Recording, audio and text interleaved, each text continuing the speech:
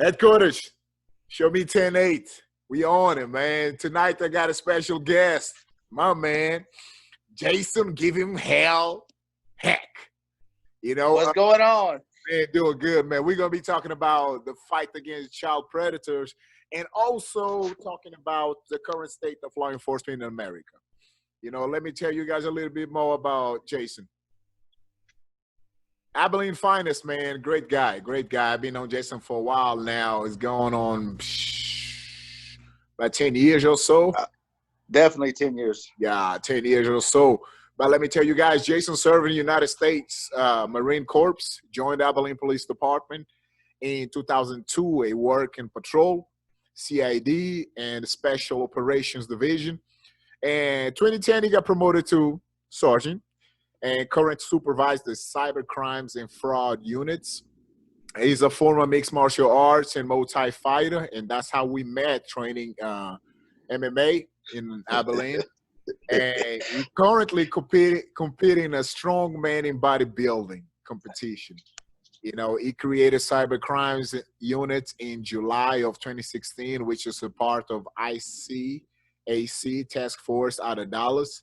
Expert witness for the United States Attorney's Office, man. Sarge, thanks for being on the show, man. I appreciate you being here. Oh, anything for you, man. I love it. Man, that's what I'm talking about. So, man, let's talk about the state of law enforcement right now, man. It's surely a different times. So, just give me your 2 cents on it. Hey, man, my 2 cents is it doesn't affect me much. In my world, it don't matter what race you are. If you molesting children, it doesn't matter. Yeah. So, but no, it's crazy times right now, and everybody will get it sorted out eventually. They always do. And one of the things that I noticed, some of the stuff the nation is talking about doing, the Abilene Police Department already doing. So, yeah, we've been doing it. Yeah. Chief Stan Standridge, good chief, man. He's really ahead of the game on a lot of this stuff. He is. Very unfortunate that we're losing him because, he is ahead of the game. He's got the mind for this. We've already, homeless outreach teams are already out there. Yeah. Crisis response team we already got one out on the street, which is a 3-person team. And he's actually got cleared to get a second one built. Man. And my department right now, the Tarleton State Police Department, we're part of the Police Association, Police Chiefs Association, which is they implement the Invincible program, which Abilene is one of the poster boys for that. And Chief Stan, man, has been on top of the game. So I'm trying to get him on the show as well. He needs to be on the show. Yeah, I'm trying to get him on the show. But just knowing your background, you serve in the Army, and the Marine Corps, man. My bad, the Marine Corps. Woo, woo. So the Marine Corps, and how old are you now? What you pushing now?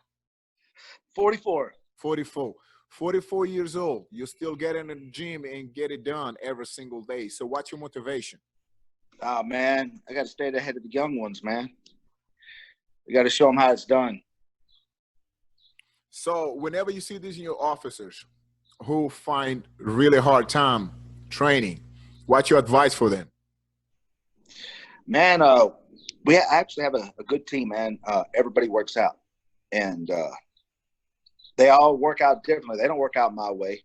But we all share, nutritional advice amongst each other. We share workout plans. We keep it going, man. It's all about health right now. That is good. Because I remember whenever I was still living in Abilene and I was trying to get with a PD. And just seeing you come in and train, during your lunch hour, that's something that I got it from you. And, I implemented that for my time whenever I was on the streets. I was like, man, I'm not going to take a day off. I'm going to push every day. So I appreciate that.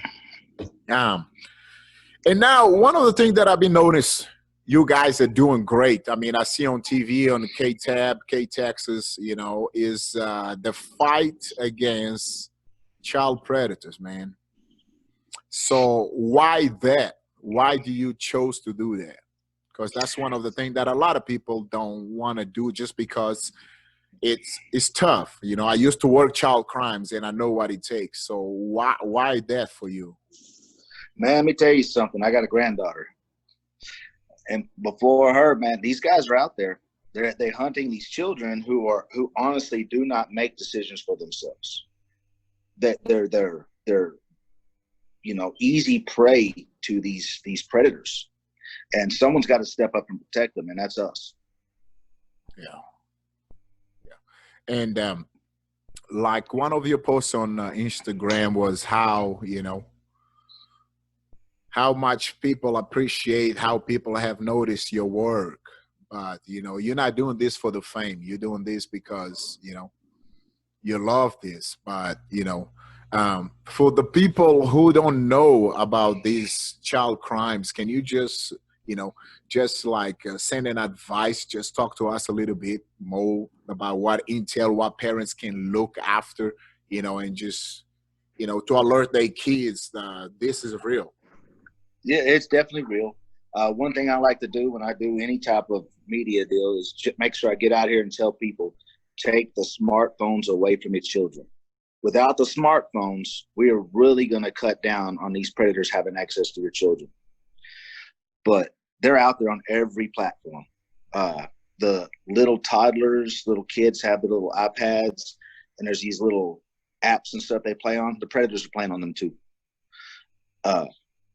They have dating apps now for high school kids that middle schoolers are getting on.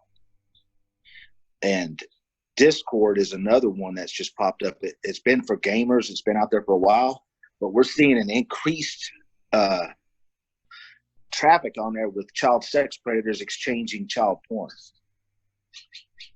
And I've also seen here recently the predators are contacting the children on this gaming system. And what's the game system called? It's a Discord. It's called Discord. Discord. Okay. It's an app where they kind of talk about the games and stuff. And, well, they meet on these games, and then they get over here in the Discord app, and then they go to Snapchat. So these predators take your children away from the innocent game, and they groom them and build that rapport with them and take them to a safe place where they think they're safe and anonymous and that we're not going to catch them. So what is the best way for parents to protect their kids right now? Because taking the phones away is one of the ways, but what other things do you suggest that parents must do in order to have their kids protected? Hover. They got to, you know, people call it like their kids got privacy. Man, these kids don't got privacy. They're your children. It's called parenting. You need to protect them. Get in there, know what they're doing on their phone. Know that they can delete things and get back in them later, because that's what they do. Kids are tricky, man. They're smart. They pick up on the stuff quicker than me and you ever will. Yeah. In fact, some of our best teachers are the kids that we come in contact with. They show us how to do this. Man, that's really good. That's really good. And as far as like the APD, like the unit that you guys created, it's like a APD unit or a unit now as a task force that was created? It was created by APD, the cybercrimes unit here in Abilene. It had a couple different goals in mind, but it came to be. You know, we didn't really have a good direction on it until it started forming.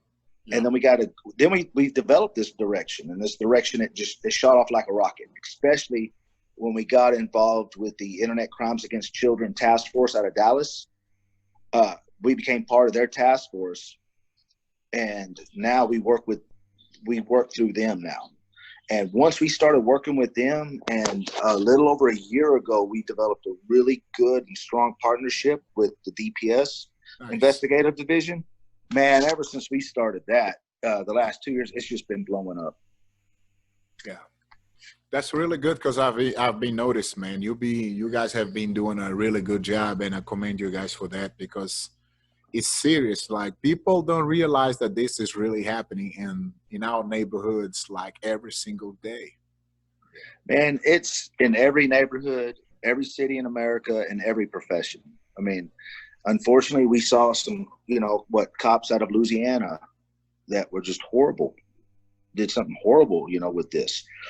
We see preachers, we see school teachers, it doesn't matter. They're everywhere. Yeah. Talking about that, they everywhere, like the current state of law enforcement in America, a lot of people want to make between about, blacks and police officers. So what's your take on that? Man, I just never really seen it that way. It's about good versus evil, cops versus bad guys. You're breaking the law, And now, unfortunately, we do have those idiots out there that are just idiots, and we have to get rid of them. Yeah. And it does upset people because they do stupid things like Officer Chauvin did. And he's going to get what he deserves, Man. But, right now it's just, I've just never really viewed it that way because in Abilene, man, Abilene to me, I used to talk trash about the city and stuff, but let me be honest, man. We have a special place here. We don't have that. Yeah. We don't have unrest. We don't have a bad relationship with the society, our community. No, the cops and the community work together here. Man, that's deep and that's true. And I'm blessed to live in Texas, by the way, because Texas is great. I mean, let's be honest, man. Some of these other states' laws, man, I'm like, really, man? I mean, I'm blessed to live in Texas, and Texas is home. But one thing that you just said, Sarge, it's not about black versus cops. It's about good versus evil, man. I really wish and hope people can understand that. You know what I mean? Man, if they ever understand that that's what it's all about, then all the problems in America be solved right now. Yeah, yeah, and that is true. So going back to how do we get rid of the bad apples, man? Man, it starts with the hiring process, and most departments, depending on how shorthanded they are of what they will allow, let's be honest here. Yeah. Smaller departments, they have a more stringent hiring policies because there's limited opportunities to be an officer with your agency. But these big agencies where you see the bad apples come up left and right, is they're having to do mass hires and people are getting pushed through. That's my thoughts on it. I think that's what's happening. Yeah, and that's a fight that we've been fighting for a long time and still dealing with. But yeah, I hope we get over that. So let's get back to we had a general order from the president about a week or two ago. Chokeholds. You as a martial artist, man, tell me how you feel about that. I mean, let me tell you something, man. When I'm out there and it's what I got to do, it's what I got to do. I think I have saved more lives with it than I've never taken a life. So I've definitely saved people by using it. But you save people by using it because you know how to use it, right? I know how to use it. I'm highly trained in how to use it, and they go to sleep and you wake them up. Highly trained or how to use it, Yes. And I think instead of taking away, we supposed to or we should train our officer on how to use properly instead of just be like, just don't use it. You know what I mean? Yeah, I agree. The one time a year or one every 2 years that you were giving them a refresher on how to do it, that's not enough. How many times we do that? 1,000 times in our life, 10,000 times now?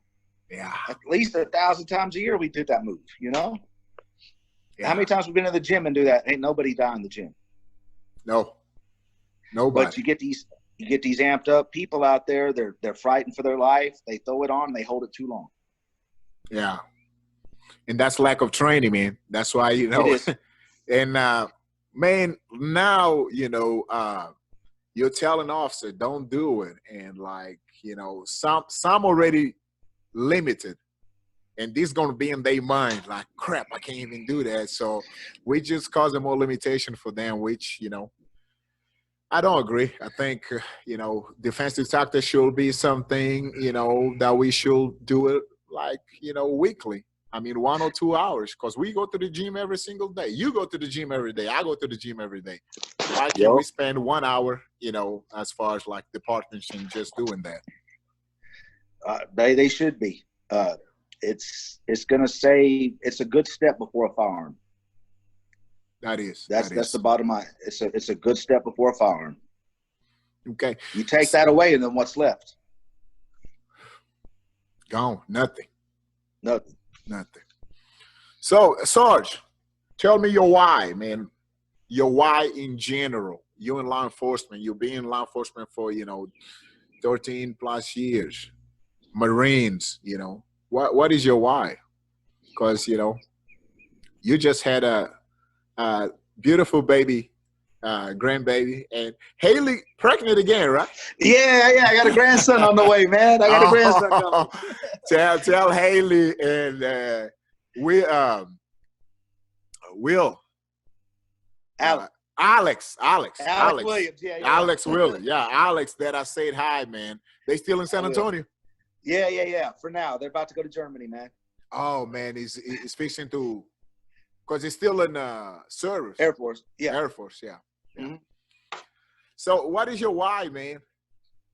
Before you had a grandbaby, so why you chose this? Well, I mean, it's always been the same reason. It's the love of the hunt. I'm going to go get the bad guys, man. That's what I'm going to do. If you're bad, I'm going to come get you, and then especially with the grandbaby, I got to get I got to hunt these people, man. We got to get them before they get these kids. Yeah. That's, man, just having kids in your life general, even grandbabies or your own kids, that's just motivation alone, knowing that these guys are going to hunt those kids. That's really good. That's what they're doing. They're out there hunting your kids. Yeah, and we need to protect them. So for you officers who want to jump in a profession, what's your advice for them? Ooh, it's a tough one at this time and day, man. With all these changes coming down, but a lot of changes. It is. Every time something like this happens, legislator, they're gonna be out there drinking whiskey and talk about what we're gonna do now. Right, man. I tell you, man, these guys, 2 months ago we were heroes, now we're heels. I mean, it's ebb and flow, man. It just depends on what the media tells them that it needs to be. I'm not a fan of that media stuff, man. I guarantee you, if we stay without media for at least a month, everything will be nice. Yep. Because they're getting bored. They got to change the story to get more ratings, man. Yeah. Once the ratings start falling off, they got to find something new to pick it back up. True. So what the firefighters, they better watch out because they might be next. I doubt it, man. Everybody loves the firefighters. They don't do nothing. So, yeah, man, to answer your question, man, is if their heart's good about they want to hunt down the bad people of the world and protect the innocent people, jump on in it, man. Because no matter what all these changes are, at the end of the day, we still got a job to do. That's really good. At the end of the day, we still got a job to do. So today we had a governor's order, mandate to wear a mask. What's your take on that? Man, I think the only reason you're asking me these questions because you know how I talk.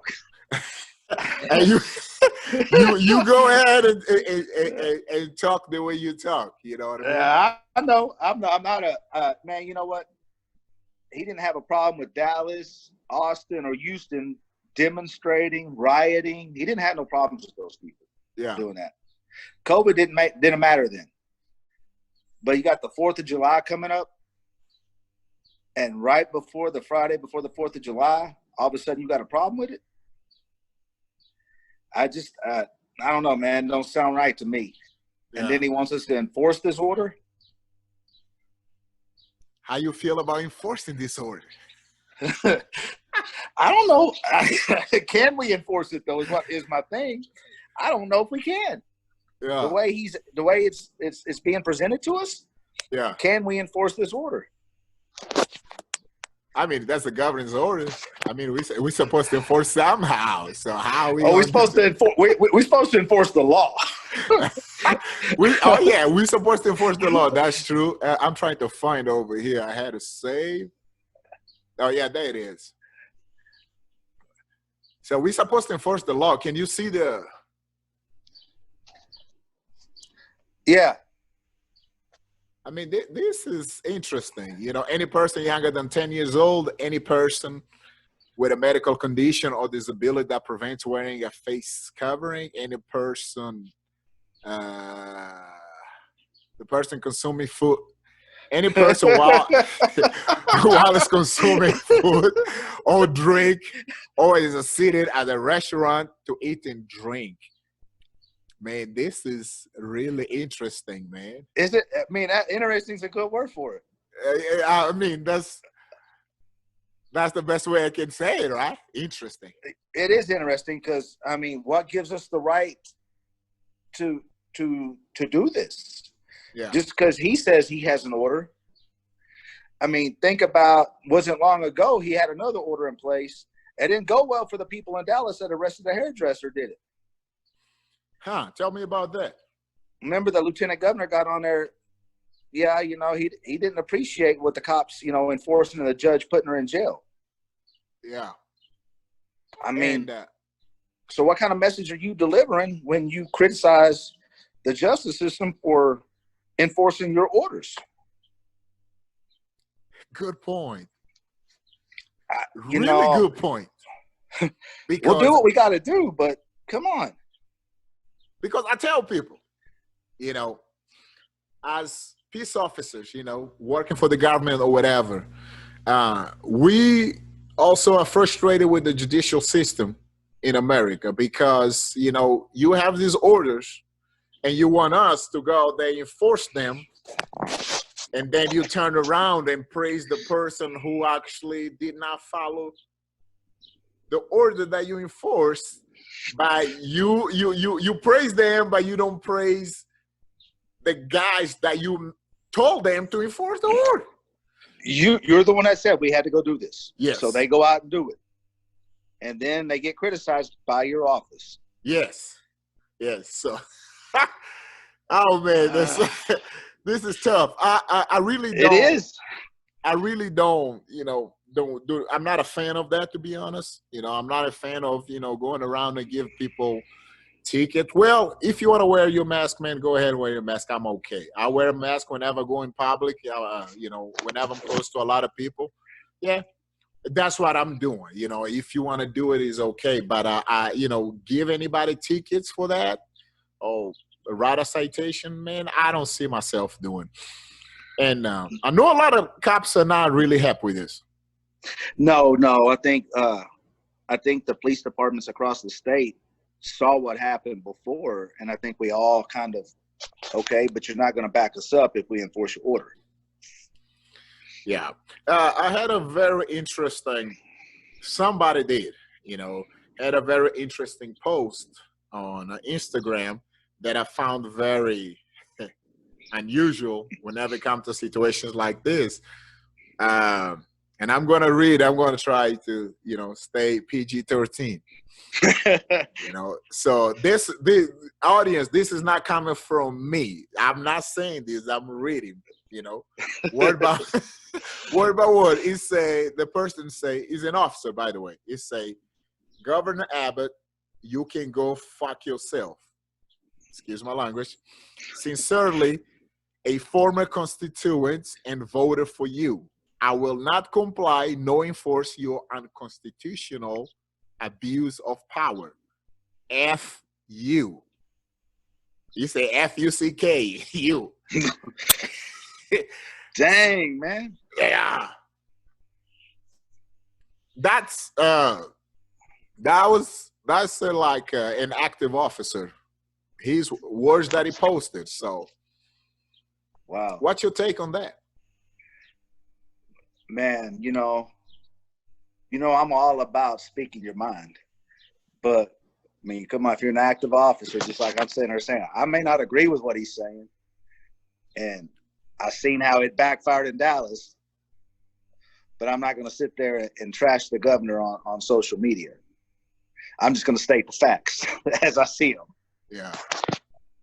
Yeah. Me as an officer, man, I do believe in freedom of speech on the Constitution. My main bits, I know them and I live them. But, there's certain words that us as an officers, I think we got to refrain from, like it just don't look good. A person who wears uniform saying FUCK, the governor, No, it doesn't look good, man. He's still the governor. We still gotta, we still gotta do what we gotta do. Yeah. But I just wanna, indirectly just tell these officers, man, to be careful of what you're saying, because you cannot be upset if somebody comes and says FUCK 12 or FUCK cups if you the one say FUCK the governor, Right. If you're out there acting like the same way, then you can't get mad about it. Yeah. You can't be a hypocrite, Yeah. Yeah. So but I would just tell them, man, just, do what you got to do. The law, as an officer, you have the discretion on what you do. Ooh. So don't get out there and don't get on social media trashing our governor and stuff. Let's be professionals and let's use our discretion accordingly. That's a really good advice. That's advice from a veteran, man. So kids, not kids, but young officers, please listen up and learn from a guy that has been in the game for a long time. Let's talk about training now. How's that Muay going?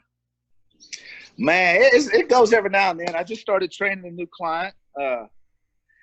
She's getting ready for the APD Academy, hopefully. So nice. We'll see. But, I do a little bit of training here and there now.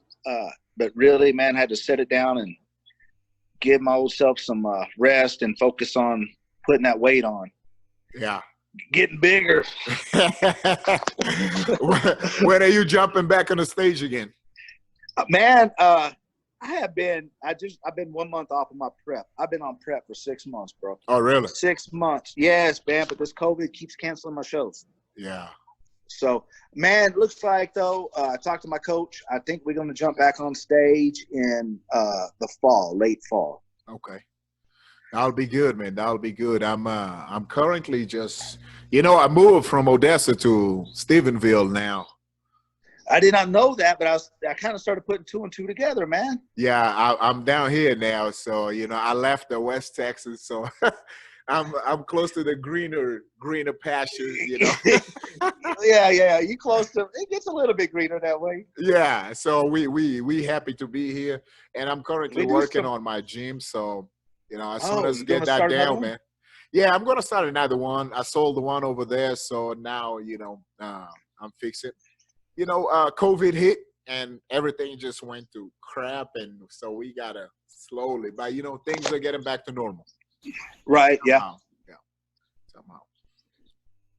And, we do some work over in Stephenville every now and then. Man, we had a few cases that we had to. We've been.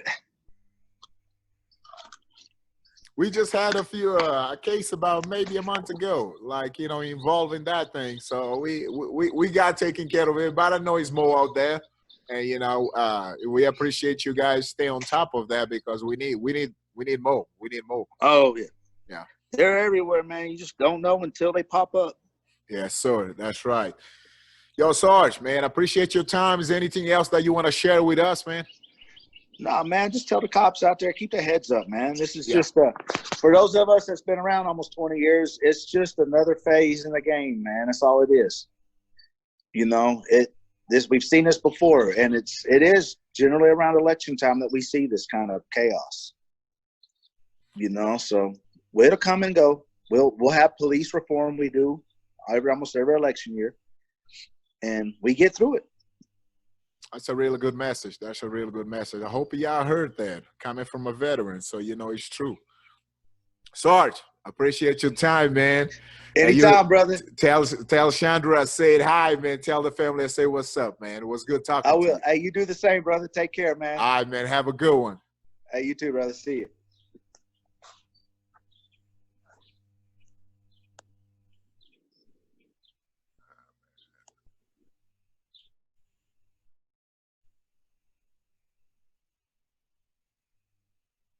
Man, it was a good time getting to talk to Sergeant Jason Haak. You know, it's been a while since I had a chance to talk to him, but I just want to appreciate and say thank you to everybody who watching this. Please subscribe for our YouTube channel, 1018 Service. Check us out on YouTube. Check us out on Instagram. And you know what time it is. If you don't know, you better ask somebody. Headquarters. Show me 1042.